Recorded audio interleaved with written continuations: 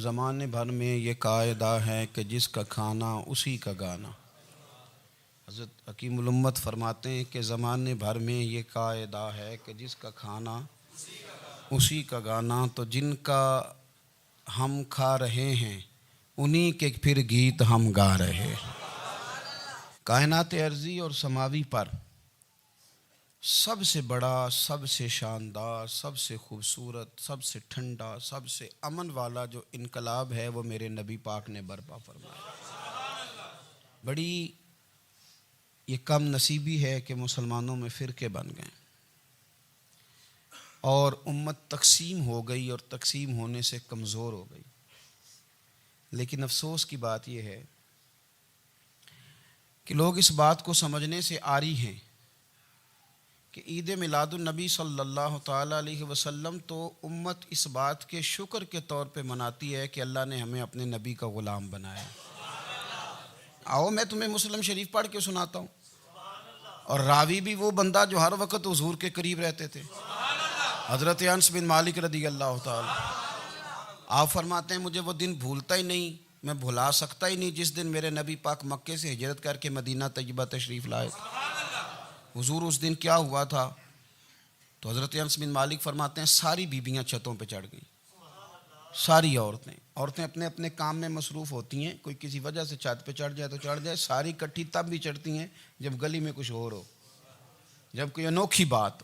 ساری بیبیاں چھتوں پہ چڑھ گئیں، بچے درختوں کے ساتھ چمٹ گئے، اور فرماتے ہیں کہ 70 کے قریب لوگ حضور کی سواری کے آگے تھے اور باقی سینکڑوں کی تعداد سے سواری کے پیچھے تھے، اور فرماتے ہیں یہ الگ منظر تھا۔ اور یہ مسلم شریف میں نعرہ موجود ہے، مسلم شریف میں یہ صحیح مسلم میں موجود ہے کہ جب حضور مدینے آ رہے تھے تو مدینے والے نعرہ لگاتے تھے یا محمدہ یا رسول اللہ، اور چلتے ہوئے لگا رہے تھے یا محمدہ یا رسول اللہ کا وہ نعرہ لگا رہے تھے۔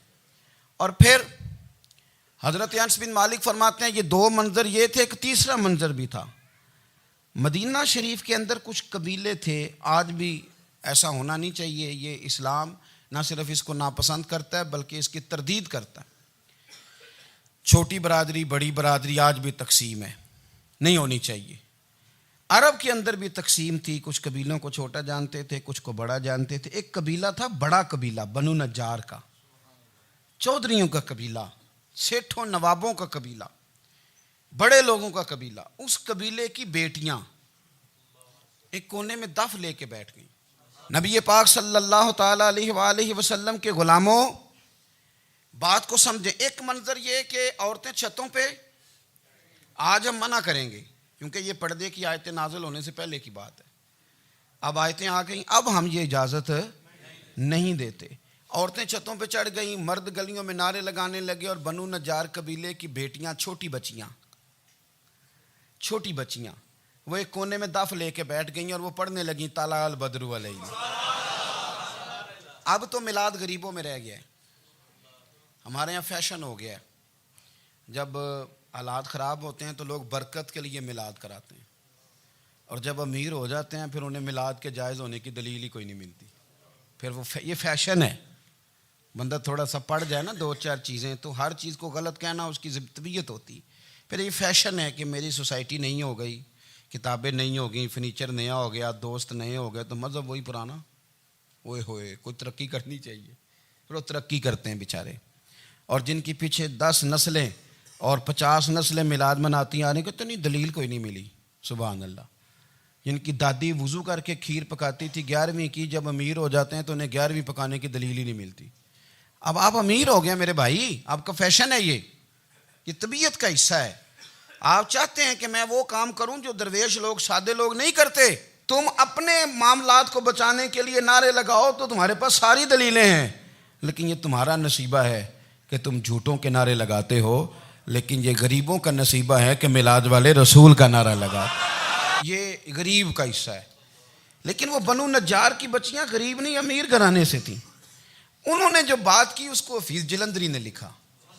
مرحوم کہنے لگے کہ وہ ننھی بچیاں، چھوٹی بچیاں تھیں، کہتے وہ ننھی بچیاں وہاں بیٹھ کر دف بجاتی تھیں اور رسول پاک کی جانب اشارے کر کے گاتی تھیں، اور لوگوں سے کہتی تھیں کہ یہ کو ہمارا پیشہ نہیں دف بجانا، ہم تو چودھریوں کی بیٹیاں ہیں، ہم تو بڑے خاندان سے ہیں۔ وہ ننھی بچیاں جو بیٹھ کر وہاں دف بجاتی تھیں، رسول پاک کی جانب اشارے کر کے گاتی تھیں اور کہتی تھی ہم ہیں بچیاں نجار کے عالی گھرانے کی، خوشی ہے آمنہ کے لال کے تشریف لانے، ہمیں بڑی خوشی ہے آمنہ کے لال کے، خوشی ہے آمنہ کے لال کے، خوشی ہے آمنہ کے لال کے، ہمیں خوشی ہے آمنہ کے لال کے تشریف، خوشی ہے بس آمنہ کے لال کے تشریف۔ نبی پاک صلی اللہ تعالیٰ علیہ وآلہ وسلم سے امت کا جذباتی رشتہ ہے۔ یہ پہلے دن سے ہی ابو جہل کب منع کرتا تھا کسی مسلمان کو کہ خانہ کعبہ میں نماز نہ پڑھو، کہتا پڑھو۔ حضرت صہیب ابن سنان رومی سے اس نے کہا کہ آپ اپنے طریقے کے مطابق، مسلمانوں کے طریقے کے مطابق کعبے کے اندر نماز پڑھیں، جو مرضی کریں۔ روکتے تو وہ نبی پاک کے قریب جانے سے تھے، وہ منڈیوں میں بیٹھ جاتے تھے، حضور کے قریب نہ جانا، حضور کے قریب نہ جانا، حضور کے قریب نہ جانا۔ میری بات کو آپ سمجھے اور ہمیشہ یاد رکھیں، امت کا نبی پاک سے جذباتی رشتہ، جذباتی۔ یہ جو رسول اللہ کی امت ہے یہ گناہ گار ہو سکتی ہے پر اپنے نبی کی غدار نہیں ہوتی۔ میں آپ کو صحیح کہہ رہا ہوں۔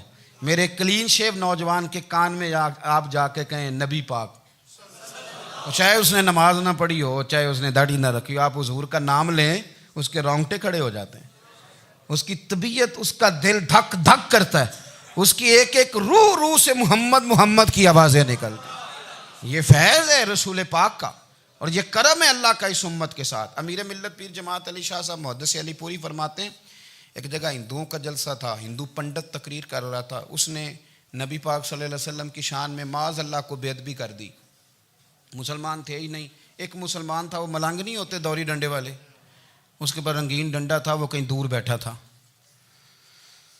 تو اس نے سن لی اسپیکر چل رہا تھا، تو وہ ڈنڈا لے کے تو سٹیج پہ چڑھ آیا۔ وہ کہتا ہے میں نے پنڈت کے سر میں مارا ایک ہی ہے پر مارا ذرا صحیح کر کے، وہ ڈھیر ہو گیا، لوگوں نے گرفتار کر لیا، جیل میں چلا گیا۔ پیر صاحب کہتے ہیں میں ملنے گیا، بندے کو بسم اللہ بھی سیدھی نہیں پڑھنی آتی، سورۃ اخلاص بھی ٹھیک نہیں آتی، اسے ربنا آتینا دعا نہیں کر سکتا، ملنگ ہے۔ میں ملنے گیا اور میں نے کہا یار نہ تو نماز پڑھے، نہ داڑھی رکھے، نہ تو مسجد جائے، پر تو نے کمال کر دی۔ تو کہتے ہیں پیر صاحب چھم چھم رویا اور پنجابی میں کہنے لگا پیر صاحب میں گناہ گار ہاں پر اپنے نبی دا غدار تے نہیں نا۔ یہ گناہ گار اور غدار میں فرق ہوتا ہے، میں گناہ گار ہوں پر یہ تو نہیں نا کسی کی ضرورت کہ میرے سامنے میرے نبی کے بارے میں بات کر جائے اور ساڈی اچھی تے سچی سرکار نو گل کر جائے۔ یہ بات آپ سمجھیں، دشمن احمد پہ شدت کیجئے، ملحدوں سے کیا مروت کیجئے، شرک ٹھہرے جس میں تعظیم رسول، اس برے مذہب پہ لعنت کیجئے، اور مثل فارض زلزلے ہوں نجد میں ذکر آیات ولادت کیجئے اور یا رسول اللہ کی کثرت کیجئے۔ نبی پاک کا پیار امت کے لیے سرمایہ حیات ہے۔ رسول پاک کے ساتھ امت کا والہانہ رشتہ ہے۔ نبی پاک کے ساتھ والے حضرت خبیب کو گرفتار کر لیا مکے والوں نے، اس وقت غربت تھی اسلام پر، مکے میں سارے لوگ کٹھے ہو گئے اور چوک میں پھانسی دینے لگے حضرت خبیب کو۔ کہنا آسان ہے، کرنا بڑا مشکل ہے، بندہ جیل میں الجھ جائے تو میں نے بڑے بڑے سیانے لوگ معافیاں مانگتے دیکھے، بڑے بڑے لوگ کہتے دیکھے ہیں کہ یہ کام بڑا، قید تنہائی بذات خود ایک مصیبت ہے۔ آپ کو اکیلا رہنا پڑ جائے نا، یہ لاک ڈاؤن ہوا ہے تو لوگ نفسیاتی مریض بن گئے، اکیلے رہنا، تنہا رہنا کوئی چھوٹا کام ہے۔ حضرت خبیب اکیلے اور مکے کا دور اور چاروں جانب کافر، اور چوک میں جب پھانسی پہ لٹکایا جانے لگا تو ابو سفیان بولے اور بول کے کہنے لگے یار بندہ کوئی کام کر کے بڑا پچھتاتا بھی ہے کہ یار نتیجہ کیا نکلا، تو معاذ اللہ آپ کا بھی نتیجہ تو پھانسی ہے، تو آپ کا کیا خیال ہے؟ یہ آپ یقین کریں کہ لوگ صحیح صحیح ساتھ چلتے ہیں، تھوڑی سی دشواری اٹھانی پڑ جائے تو کہتے ہیں میں گاڑی ٹھیک تھا، پر انہی پتھروں پہ چل کے اگر آ سکو تو آؤ، میرے گھر کے راستے میں کوئی کہکشاں نہیں ہے۔ لوگ نا میٹھا میٹھا کھانا چاہتے ہیں، تھوڑا کڑوا آ جائے تو مصیبت بن جاتی، کہتے ہیں سارے فلانے سے پیار کریں گے تو میں کروں گا، سارے مخالفت بھی کریں گے تو ہم انشاءاللہ پیار ہی کریں گے۔ یہ کیا بات ہوئی کہ ہم زمانے کا رنگ دیکھ کے چلیں گے؟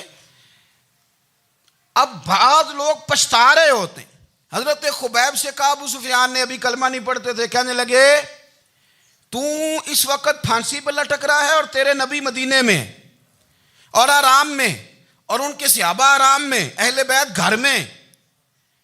تیرے ذہن میں اگر اس وقت یہ بات ہو کہ اس وقت تیری جگہ پہ وہ ہوتے معاذ اللہ, تو پھر کیا ہوتا؟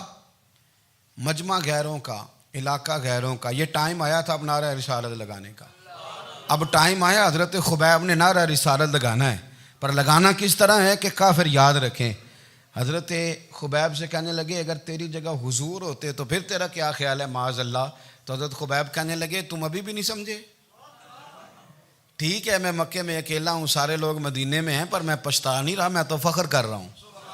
میں فخر کر رہا ہوں اس لیے کہ چوری کر کے جان نہیں دے رہا, مدینے والے کی عزت پہ جان دے رہا ہوں. میں فخر کر رہا ہوں. فرمایا سن, تو کہتا ہے تیری جگہ حضور ہوتے اور تم انہیں یہاں معاذ اللہ پھانسی پہ لٹکاتے. فرمایا سن, میں تو یہ بھی پسند نہیں کرتا کہ میں گھر میں بیٹھا ہوں اور میرے نبی کو ہلکا سا کانٹا بھی چبھ جائے. ہمارا اپنے نبی سے محبت کا رشتہ ہے, ایک کانٹا بھی حضور کے قدم مبارک میں چبھے ہمیں برداشت. مجمع ان کا تھا, نعرے لگ رہے تھے, ہم نے مسلمان پکڑ لیا. لیکن حضرت خبیب نے اکیلے, اللہ کرے آپ کو میری بات کی سمجھ آئے, اللہ کرے آپ کو سمجھ آئے, اکیلے جب پھانسی کے تختے کے قریب نعرہ لگایا نا کہ میں تو کانٹا بھی نہیں چبھنے دوں گا اپنے نبی کو, اب سارے ہار گئے. اب اس ایک جملے نے نا ان کو شکست خوردہ کر دیا. اب بول کچھ نہیں سکتے تھے, گردنیں جھک گئیں. اور جب سناٹا چھایا تو ابو سفیان ساتھ والے سے کہنے لگا باقی ساری باتیں اپنی جگہ پر ہیں, پر اصحاب محمد سے پیار تو بڑا ہی کرتے ہیں نا. اور وہ کچا رنگ للاری والا جیڑا چڑھ دا تے لیندا رہندا, اے عشق تیرے دا رنگ محمد چڑھ جائے پھر نہیں لیندا. کہا یار پیار تو یہ کرتے ہیں نا, اس میں کوئی شک والی بات. اس پیار سے کافر ڈرتا ہے. نبی پاک کے ساتھ جذباتی وابستگی, حضور کے ساتھ غلاموں کا جذباتی رشتہ, اور نبی پاک صلی اللہ تعالی علیہ وسلم کی آمد پر تشکر کے جذبات. امام رازی نے لکھا ہے کہ حضرت موسیٰ کلیم اللہ علیہ السلام نے تورات کی تختیوں کے اندر ایک امت کا ذکر پڑھا کہ جو امت گناہ کا ارادہ کرے گی تو گناہ لکھا نہیں جائے گا جب تک کر نہ لے, اور نیکی کا ارادہ کرے گی تو رب ان کی نیکی لکھ دے گا, اور جب وہ کر لے گی تو اللہ 10 گنا اجر عطا کرے گا. اور وہ ایسی امت ہوگی کہ جن کے چہرے قیامت کے دن نور کی طرح چمکیں گے, اور وہ امت ہوگی جن کی اللہ تعالیٰ زمین ساری پاک فرما دے گا, جہاں نماز پڑھیں گے نماز ہو جائے گی. یہ تذکرے پڑھ کے تو حضرت موسیٰ کلیم عرض کرنے لگے اللہ یہ امت میری بنا دے. تو رب کریم نے فرمایا کہ موسیٰ نہیں, یہ تو میرے محبوب کی امت ہے. فرمایا یہ تو میرے نبی پاک کی امت, حضور کی امت. اللہ اکبر. حضرت موسیٰ معمولی آدمی نہیں, وہ جلیل القدر پیغمبر ہیں جن کا قرآن کے ہر سپارے میں تذکرہ ہے, کہیں واضح طور پہ کہیں اشارتاً, ہر پارے میں. اور حضرت موسیٰ اللہ کے وہ نبی ہیں جو رب سے ڈائریکٹ باتیں کریں کوہ طور. کہا اے موسیٰ یہ امت تو میرے نبی کی ہے. تو حضرت موسیٰ علیہ السلام عرض کرتے ہیں, امام رازی نے لکھا ہے, کہتے ہیں اے اللہ پھر مجھے اپنی نبی کی امت میں شامل کر.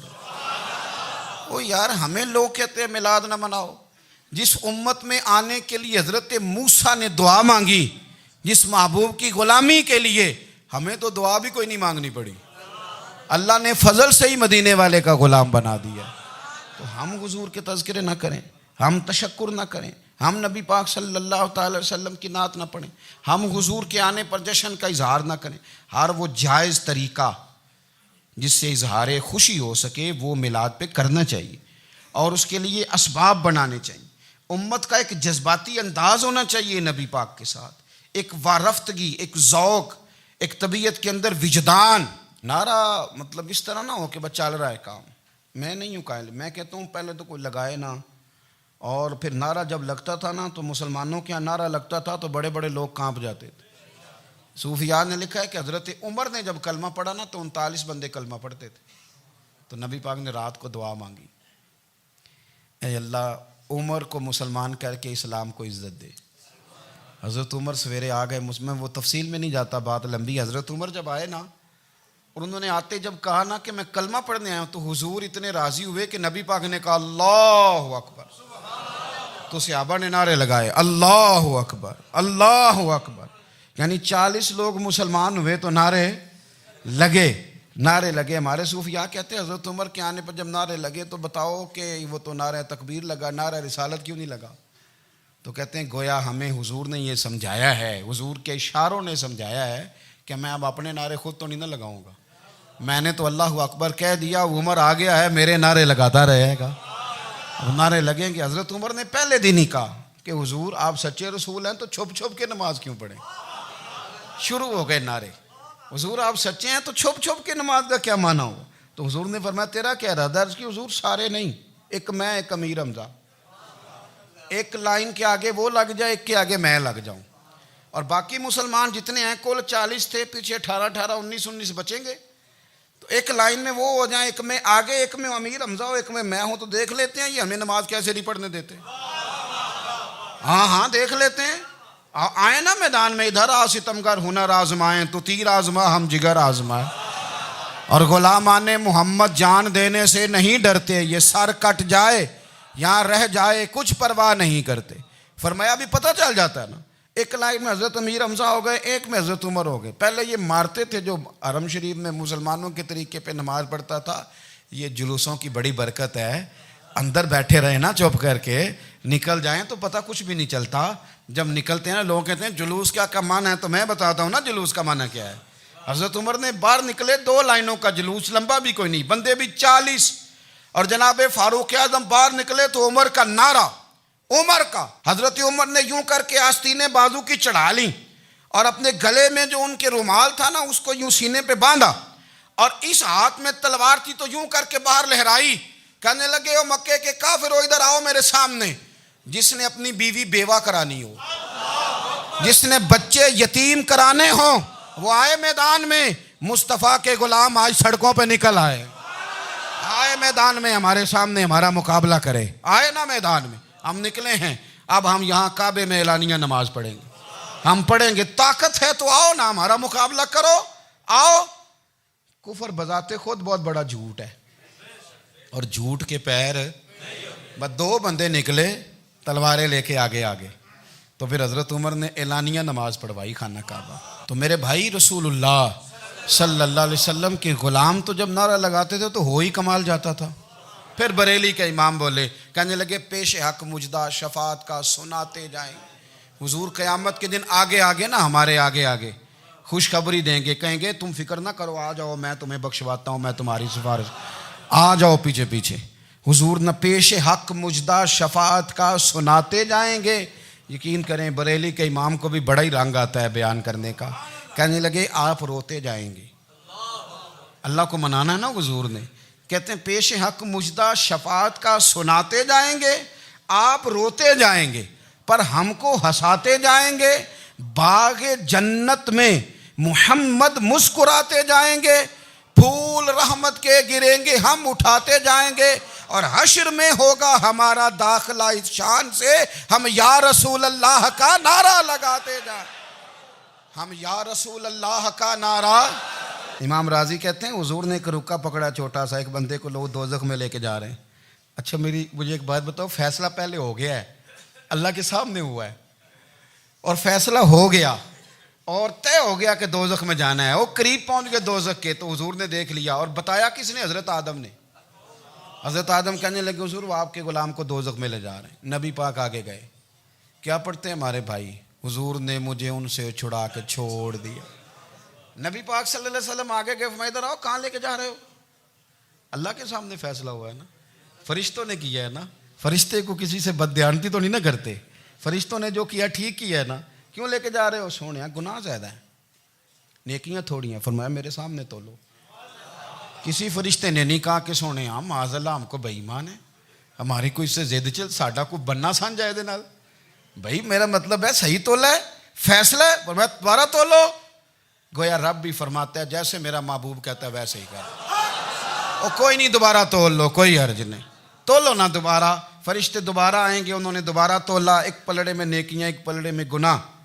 اب وہ گناہ پھر زیادہ نکلے تو نبی پاک نے نا جیب سے اتنا سا روکا نکالا، روکے کا بھی کوئی وزن ہوتا ہے، وہ حضور نے نیکیوں کے پلڑے میں رکھ دیا، نیکیاں بڑھ گئیں۔ فرشتے بھی چپ کر گئے. چلو بھائی جنت میں. میری طرح کا تھا نا پتہ سارا ہے سردار نے کیتی ہے, پتہ تو تھا نا اسے من آنم کے من دانم, تو سیدھا حضور کے قدموں سے جا لگا. کہنے لگا سونیا میں تو ساری زندگی گناہ کرتا رہا, یہ کون سی نیکی ہے؟ تو حضور فرمانے لگے چپ کر, جنت کا دروازہ کھول گیا, تو جا جنت میں. حضور رکے میں کیا ہے؟ فرمایا تو نے ایک دن درود و سلام نہیں پڑھا تھا, میں نے تیرا سنبھال کے رکھا ہوا تیرا درود شریف, وہ نعرے رسالت نہیں تو نے لگائے تھے, وہ تو کھول کے میرے تذکرے میں نے تیرا سنبھال لیا. دوزخ میں تو کیا میرا سایہ نہ جائے, کیونکہ رسول پاک سے دیکھا نہ جائے. میرے رسول پاک اور میری بات سنو, میں بھی آپ کو کھانا نہیں کھلاتا, لنگر میرے سنگی کھلاتے ہیں, میرے دوست آپ کو کھانا پیش کرتے ہیں. ہر جگہ آپ جاتے ہیں تو وہاں کچھ لوگوں کی ڈیوٹی ہوتی ہے. لیکن ترمذی شریف سیاستہ کی حدیث ہے, حضرت انس نے پوچھا تھا حضور قیامت میں کہاں ملیں گے؟ فرمایا حوض کوثر پہ. حضور وہاں انس پانی پلائیں گے کہ بلال پلائیں گے کہ سہیب پلائیں گے؟ فرمایا نہیں, امت پیاسی آئے گی تو میں اپنے دست مبارک سے پانی پلاؤں. حضور وہاں نہ ملے تو فرمایا پل صراط پہ آنا, امت گزرے گی تو میں رب سلیم کی دعائیں کروں گا. تو اعلیٰ حضرت فرماتے ہیں جب حضور دعا کر رہے ہیں تو ڈرنے کی ضرورت کیا ہے؟ خدا کی رضا چاہتے ہیں دو عالم, خدا چاہتا ہے رضائے محمد, رضا اب پل سے وجد کرتے گزری کہ ہے رب سلم دعائے محمد صلی اللہ ہو. تو حضور وہاں ملاقات نہ ہوئی تو پھر اس حدیث کو بھی یہ حدیث مضبوط کر دے گی. حضور فرمانے لگے پھر میزان عمل پہ آ جانا, امت کے عمل تول رہے ہوں گے اور میں کامیابی کی دعائیں مانگ رہا ہوں گا. تو جس کے لیے حضور دعا مانگیں گے ناکام ہوگا, ناکام ہوگا. اپنے بچوں کو حضور کی محبت سکھائیں, نبی پاک صلی اللہ علیہ وسلم کی غلامی کریں. آپ کا رشتہ نبی پاک کے ساتھ مضبوط ہونا چاہیے, آپ کے تعلقات حضور کے ساتھ مضبوط ہونے چاہیے. اور آپ نے دائیں بائیں نہیں دیکھنا کہ پراپوگنڈا کیا ہے, لوگ کیا کہہ رہے ہیں. لوگوں کو دیکھ کے جو لوگ رستہ بناتے ہیں وہ پیچھے رہ جاتے ہیں. آپ نے یہ دیکھنا ہے کہ میرا حضور سے نسبت کا تعلق مضبوط ہے, کوئی کدھر جا رہا ہے اس سے ہمیں کوئی تعلق. اس وقت عالمی حالات کیا ہیں, قومی حالات کیا ہیں, معاشی حالات کیا ہیں, جرنلسٹ کیا کہہ رہے ہیں فلانے کے, ہمیں اس سے غرض نہیں ہے. ہمیں تو اتنا پتہ ہے کہ ہم نے اپنے نبی کو راضی کرنا ہے. تو اس لیے خوبصورت محافل کا ذکر کریں, خوبصورت درود شریف پڑھیں.